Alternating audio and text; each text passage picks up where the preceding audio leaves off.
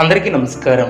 2025వ సంవత్సరం సెప్టెంబర్ మాసం 27వ తేదీ శనివారం రోజున కన్యారాశి వారి శుభ అశుభ ఫలితాలను ఈ వీడియోలో తెలుసుకుందాం.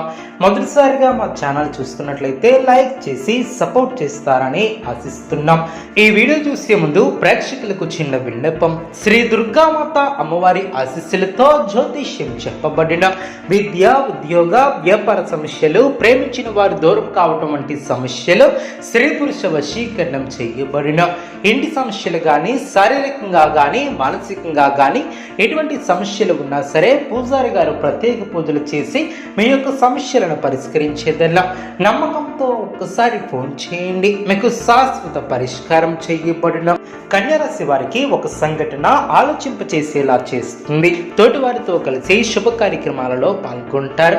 ఆదాయానికి తగ్గ ఖర్చు ఏర్పడుతుంది. ప్రయాణాలు ఫలిస్తాయి. మంచి శుభ ఫలితాలు వెలువడిన శుభప్రదమైనటువంటి కాలం అనే చెప్పవచ్చు. నూతన పద్ధతులను అవలంబిస్తారు. అభివృద్ధిని సాధిస్తారు. ప్రారంభించినటువంటి పనులు సునాయాసంగా పూర్తి చేస్తారు. అనుకూల సమయం అనే చెప్పవచ్చు. మానసికంగా ఉల్లాసంగా ఉంటారు.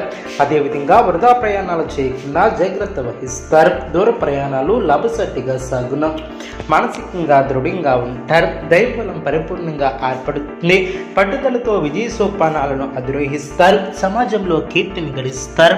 వృత్తి, ఉద్యోగాలలో అభివృద్ధిని సాధిస్తారు. అదేవిధంగా ఇంట్లో ఆనందం ఏర్పడుతుంది. బంధుమిత్రులతో కలిసి శుభ కార్యక్రమాలలో పాల్గొంటారు. కొన్ని సంఘటనలు ఆనందపరుస్తాయి. దైవబలం పరిపూర్ణంగా ఏర్పడుతుంది. పట్టుదలతో విజయ సోపానాలను అధిరోహిస్తారు. సమాజంలో కీర్తిని గడిస్తారు. వ్యాపారంలో మీ యొక్క శ్రమ ఫలిస్తుంది. బంధుమిత్రుల నుంచి సానుకూల స్పందన ఏర్పడుతుంది. చిత్తశుద్ధితో కార్యజయం ఏర్పడుతుంది. ప్రారంభించినటువంటి పనులు ప్రణాళికాబద్ధంగా పూర్తి చేస్తారు. సన్మార్గంలో ముందుకు సాగి సత్ఫలితాలను సాధిస్తారు. నిర్ణీత సమయానికి పనులు పూర్తి చేస్తారు. కుటుంబ వాతావరణం ప్రశాంతంగా ఉంటుంది. ప్రశాంతమైనటువంటి వాతావరణం ఏర్పడుతుంది. అనుకున్న పనులు అనుకున్నట్లు పూర్తి చేస్తారు. శ్రమకు తగిన గుర్తింపు లభిస్తుంది. ఎటువంటి పరిస్థితుల్లోనూ మనోధైర్యాన్ని కోల్పోరాదు. ప్రారంభించినటువంటి పనులు ప్రణాళికాబద్ధంగా పూర్తి చేస్తారు. ఒక ముఖ్యమైనటువంటి విషయంపై అధికారులను కలుస్తారు. విందు వినోద కార్యక్రమాలలో పాల్గొంటారు.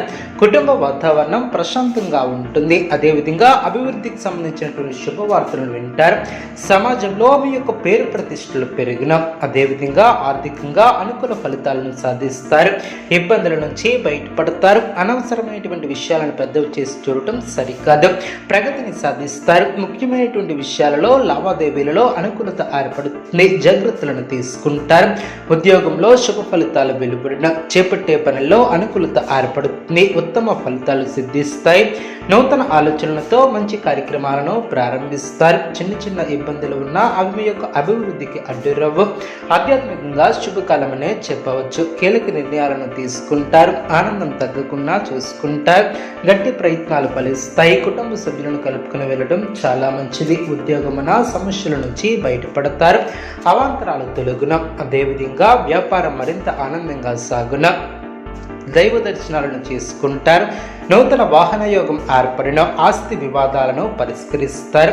ఆప్తుల నుంచి శుభవార్తలను అందుకుంటారు. ఆకస్మిక ధన ప్రాప్తి ఏర్పడుతుంది. ఇంటా బయట పరిస్థితులు అనుకూలిస్తాయి. గృహమున కొన్ని ఆశ్చర్యకరమైనటువంటి విషయాలను తెలుసుకుంటారు.